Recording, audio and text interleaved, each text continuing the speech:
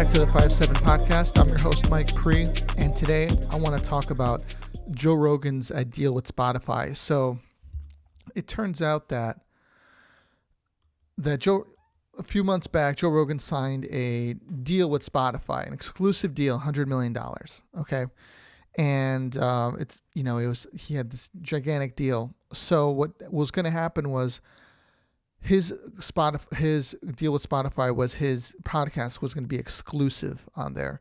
And, they give him $100 million and you can get his Spotify on there, video and audio. He was going to keep his JRE clips on YouTube though.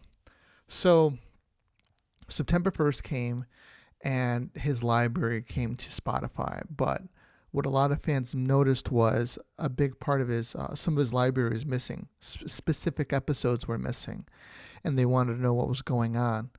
So Joe Rogan had this thing going back with Spotify about, his library, and it turns out yesterday that the employees and editors of Spotify want to edit his videos and edit his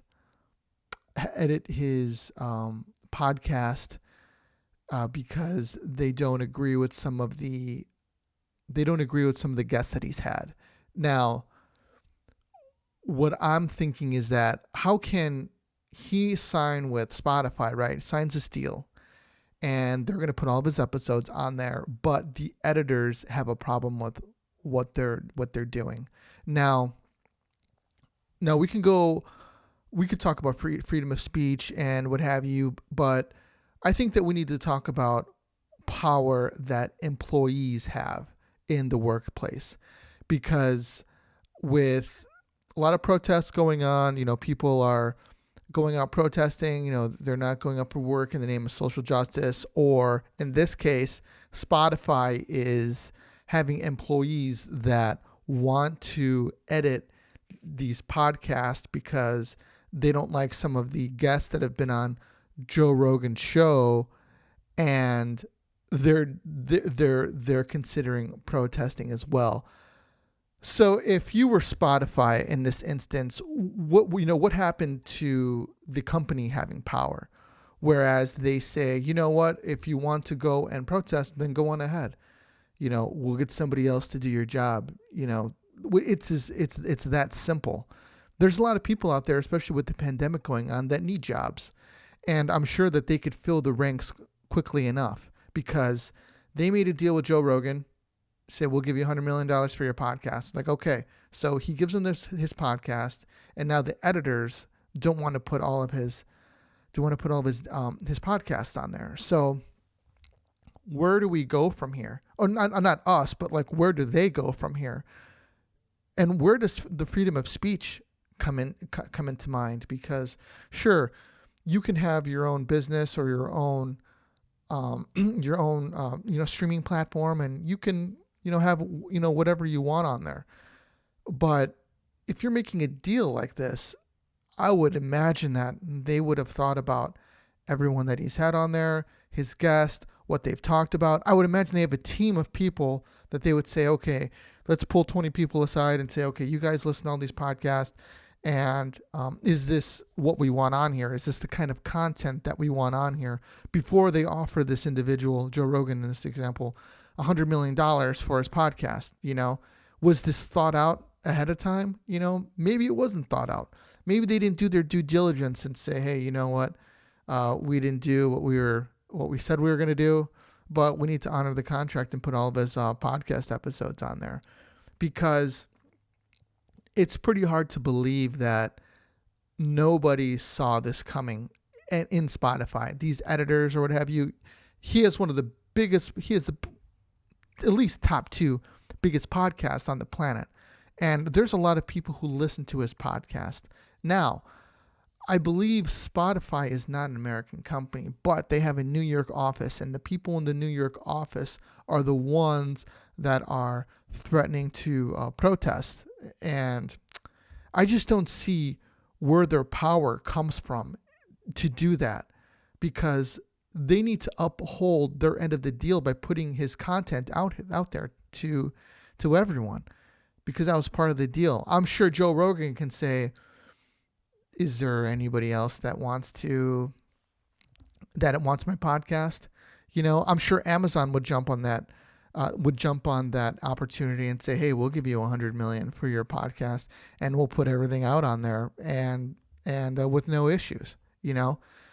So it comes to, because Amazon's getting into the podcast game as of recently, trying to do exclusive podcast. I'm not sure if Luminary has the cash to really throw out a big deal for Joe Rogan, but it really bugs me that employees believe that they have this kind of power where they can just say, hey, you know what? We're just going to go and protest because we don't believe what Joe Rogan's talking about. Our company, the people who employ us, made a deal that we're supposed to, by our contracts, enforce, but we feel that because of where we stand socially and in our politics, that we're just going to protest so that this podcast doesn't get out there. I don't know, that kind of stuff really burns me up. It really burns me up because the regular person can't just bring their politics into work and say, hey, you know what?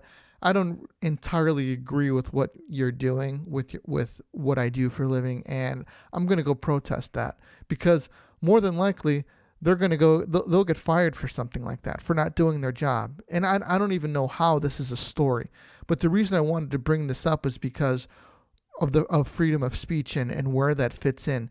Joe Rogan was doing his on his own on YouTube and was able to express his freedom of speech on YouTube.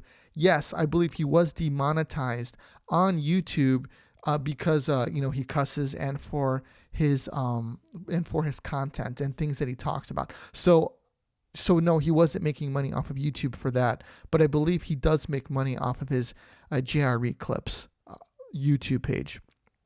So that's what I have today, and I want this discussion to be out there as in, where does the freedom of speech fall in streaming sites now?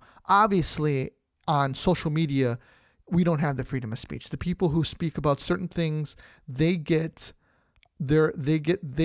information does not get put out there as much as, say, someone else with a different political perspective.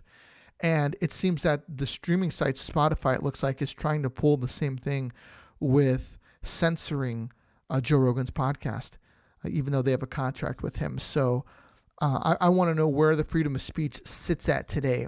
Can we have is the freedom of speech relevant when it comes to the mainstream media, with streaming sites, with social media? Obviously not.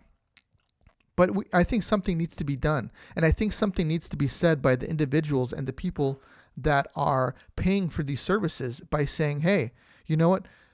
We wanted Joe Rogan here and you're not giving it to him. The biggest way you could protest these streaming sites, or if you want to protest, is by just not giving them your business. So that's what I got for you today, guys. Think about that. I want to know what people have to say. Give me a comment. Shoot me a message, 57 Podcast on Facebook, on Instagram. You could shoot me a message there and let me know, because I'm curious to what people are thinking about this, and on YouTube, obviously, put it in the comments down below. Where do we stand with the freedom of speech? And is this really a big deal for people that are on Spotify that listen to this podcast, not getting these specific episodes? So I'm curious. So let me know. All right, guys, have a good one. Take it easy. This is Pre out.